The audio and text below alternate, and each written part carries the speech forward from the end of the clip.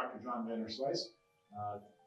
We're going to talk today the final episode, if you will, in our series of the essentials of fiction. This subject, every writer talks about it. Random conversations, casual conversations, and serious, deep conversations. Publishing. How do I publish my fiction? Where do I publish my fiction? How do I find the right audience for my fiction? Well, there's a lot of answers to that question, which is a problem. Today, right now, especially in America, this country, the number of different publishing outlets and possibilities to you are extraordinary. Way more than a few generations ago would have enjoyed. Now, there's also challenges. Every opportunity brings a challenge. So, I'm going to talk about shorter works because there's a certain mode you want to go, you want to follow if you want to publish some shorter pieces, short stories. And then there's longer pieces, novels. How do I sell my novel? How do I get my novel? So there's kind of different answers to the story versus novel question. I'll try to quickly survey both of those fictional animals, if you will. First of all, there has been talk, and there's a lot of talk about self-publishing. How do you feel about self-publishing? Is it a good idea? Well, that's really an individual decision, you as the writer. I don't think there's an absolute yes or no, right or wrong way of looking at self-publishing. It really depends on your concerns as a writer. If you've written something and lived with it for a long time and you just have to see that out in the world, and the way of publishing traditionally just seems too onerous to you, and you just have to get this manuscript out there, then maybe you should self-publish. There's very easy ways to do so. As Amazon has a way to put individual stories out there for the public to read and to buy. There's also a platform called Wattpad, which focuses a lot on genre fiction. Romance in particular. There's a lot of romance stories on Wattpad. And again, if you just want to have something available to an audience, then that's fine. My issue with self-publishing is not, well, it's wrong to do. That's my issue with it is that maybe the story you're really thrilled with having written, you really want an audience for, maybe over time they'll think, well, that may not be the best story that I've written to share. Or maybe it could be the story actually is not quite ready yet. And by getting feedback with readers, which could just be staff on the literary magazine, you get a better sense of your own work.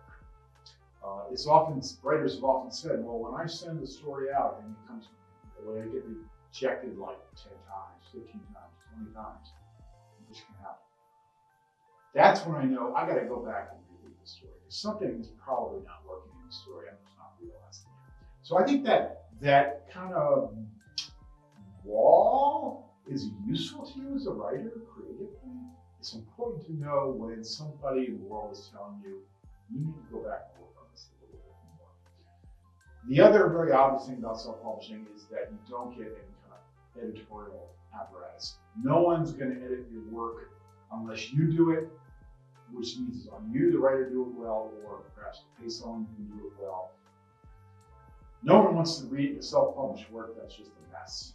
If you're self-publishing and the world wants to feel like confident that you've done a good job with it. But honestly, you would be amazed how much good editing you can get from magazines and publishers that make your story so much better. And I would hate to deny anyone the opportunity to have such editing, but you have to try to publish traditionally to do that. So I, myself, personally like the traditional route. And what that means for short stories or literary magazines, there are a few familiar, famous even, glossy magazines that you can find in a bookstore on the rack. New Yorker magazine is famous. The Atlantic Monthly is famous. The Paris Review. These are very well-known magazines that will pay you for your short stories and do publish fiction, not as much as they used to, but do publish fiction still. And it'll be wonderful for you in terms of getting an audience for your work. Man, if you can do that, in some cases you're set. Some writers' whole career has been made from publishing one piece in the New Yorker magazine, and they get a book contract as a result, and the whole rest of their career follows. So, go for it, but realize that's only a fraction of the stories that are published in this country. And your chances of getting in those magazines are very slim. So realize there are a whole world of literary journals. They're not super well known to the public. They pay little or sometimes nothing, and often there's just pay as copies. But they publish really good work, a really good platform for you to research for where to find these literary journals I'm talking about is New Pages, newpages.com. I use it all the time.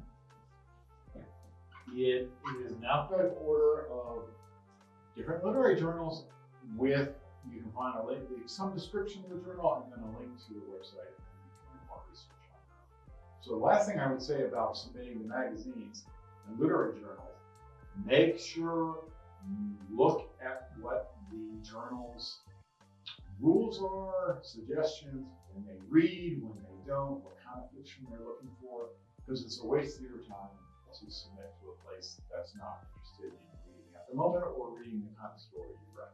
It's a waste of your time. I feel like when we talk about publishing fiction, though, most people are talking about books. How do I get my book out in the world? Well, what I said about self-publishing a story is also true for publishing a novel. If you just need to get your book out where it can be available to someone to buy, self-publishing is a perfectly good way to do that. Again, missing the editorial apparatus and sort of restraint apparatus that traditional publishing brings. But if you just want it out there for your friends and family to have access to, feel free. In terms of traditional publishing, there's kind of two avenues for publishing your books. One is going to be very familiar to you, and that is the familiar big New York City-based often publishing houses that you all know about, Random House, Penguin, familiar names. And those are publishers that if in terms of getting some notoriety for your work, getting your work placed in familiar book chains like Barnes & Noble, Books A Million, what have you, those are the publishers that you need to get into. And you'll need to have an agent to get your work read. I mean, people still send in manuscripts to big publishers with the hope that somebody will read it, but there's no chance. You've got to have an agent to get through the door, if you will, get your manuscript read, buy an editor, and even if you have an agent, getting that book into an editor's hands is the work of the agent, and they're not always successful. They may not be able to have your manuscript read by a big publishing house. So there's no easy answer. It'd be great to get published, get a book contract with a famous publisher, and get some publicity for your book. That's great. But if you don't have that outlet, there's still other kinds of publishing in the world that are important and vital.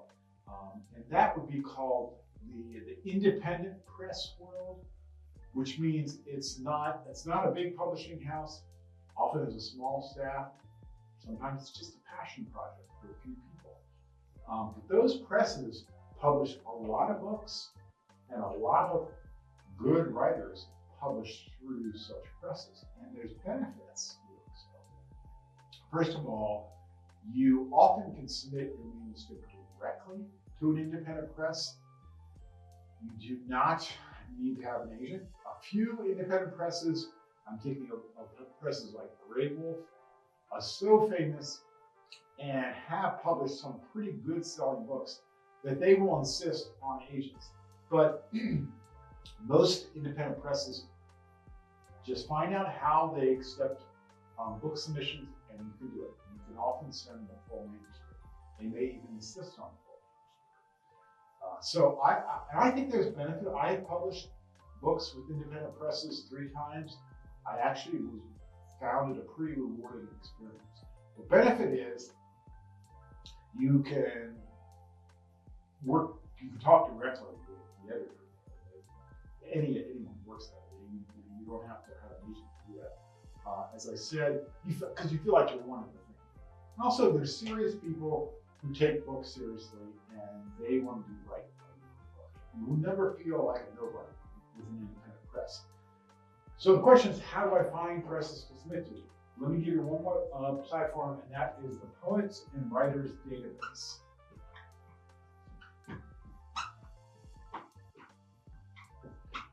It's a wonderful resource on small independent presses. Again, alphabetical order.